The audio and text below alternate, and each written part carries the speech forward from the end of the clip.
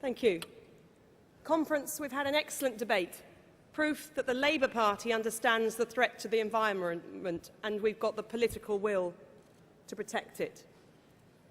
And Conference, a year ago I was appointed by Ed Miliband to take on his portfolio in representing Labour interests and the challenges in tackling climate change and making sure our energy market worked. And I was joined in that by my fantastic team, Hugh Ranker-Davies and Luciana Berger in the Commons, and Angela Smith and John Grantchester in the Lords. And I'd like you to thank them for the hard work that they do campaigning on these issues.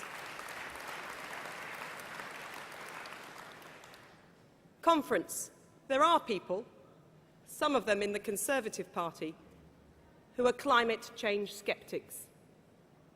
They dispute the science, downplay the risks, and denounce us as cranks. Conference, they are wrong, wrong, wrong.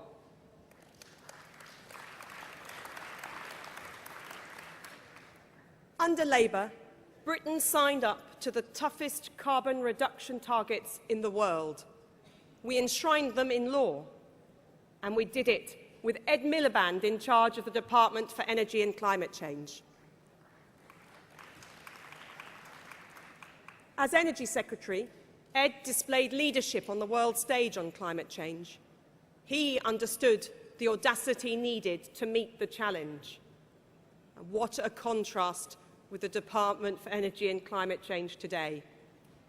Humiliated almost daily, the laughingstock of Whitehall. Trampled by the Treasury. Undermined by Number 10. Just look at the government's record since last year. The Green Investment Bank, promised in Labour's manifesto, but hobbled under the coalition, delayed and unable to borrow capital. Research into biofuels scrapped. Zero carbon homes scrapped. Charging points for electric cars scrapped. Low carbon businesses watching their orders disappear abroad. A Green Deal for home insulation which promises the earth, but few have even heard of. Ministers call this the greenest government ever. Never has a claim been so much hot air. And the great tragedy is that it doesn't have to be like this. The economic recovery could be built on low-carbon growth. Growing green firms, world-beating inventions, more apprenticeships, and most of all, what the country is crying out for, new jobs. Jobs in manufacturing, design and engineering. On Sunday, I met some of the workers at Camel Laird, just across the River Mersey from this conference centre. At Camel Laird, they're famed for building battleships.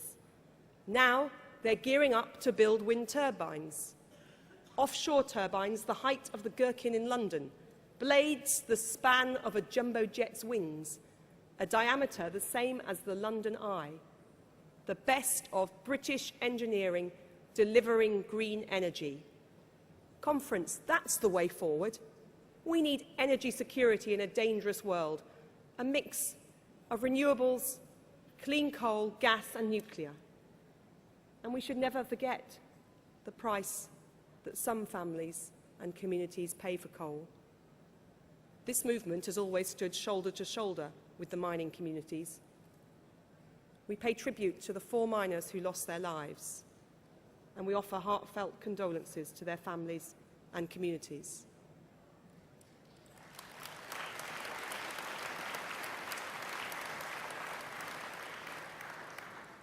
We should also pay tribute to their local MP, Peter Hain, for his compassion and support in the worst of times.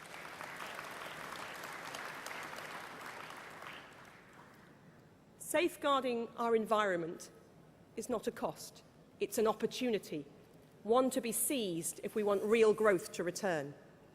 The next Labour government will put the fight against climate change at the top of its agenda, not just because it's the morally right thing to do to save the lives of millions around the world, but also because we can lead the world in new technologies and create green jobs at home.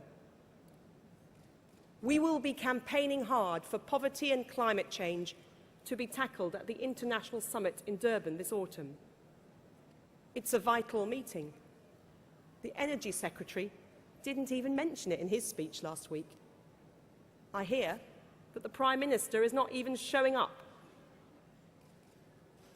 Social justice, economic efficiency, environmental protection, the three pillars of the next Labour government.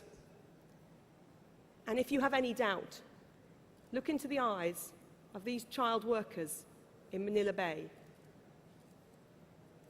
This stunning, shocking picture is called "Where the Pellets of Poison Are Flooding Their Waters," words from Bob Dylan's song, "A Hard Rain's Gonna Fall." The lives and communities of these children are being damaged by actions on the other side of the world, actions we could do something to stop. Hard Rain is the name given to an amazing series of photographs by Mark Edwards. He's been documenting the effects of pollution and climate change for over 20 years. For the sake of these children, we must stem dangerous climate change. Conference, it's a hard rain that doesn't have to fall.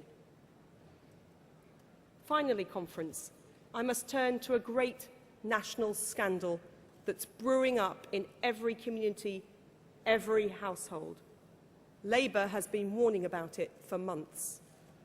I mean, of course, the scandal of soaring gas and electricity prices.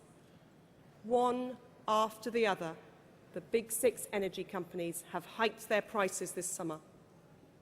This winter, we'll all start to pay.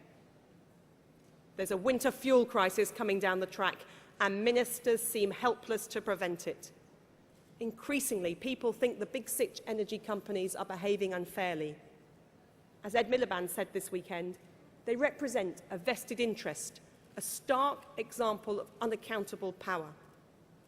They may be private companies, but they should deliver a public service.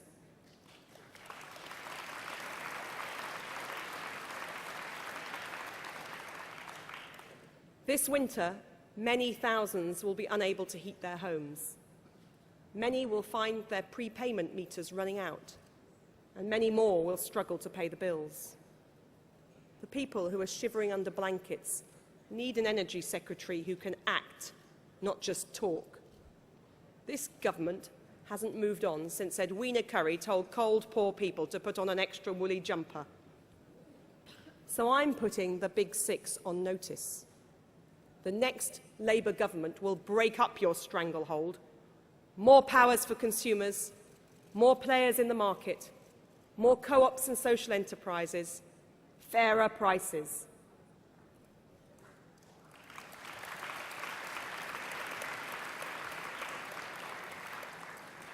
And we will insist that they make their tariffs and their bills crystal clear so we can all see the true cost of our energy. Fair energy prices, green jobs, action on climate change, a decisive shift to a low-carbon economy, leadership on the world stage. That's Labour's promise, one worth fighting for, one worth winning for. Thank you, Conference.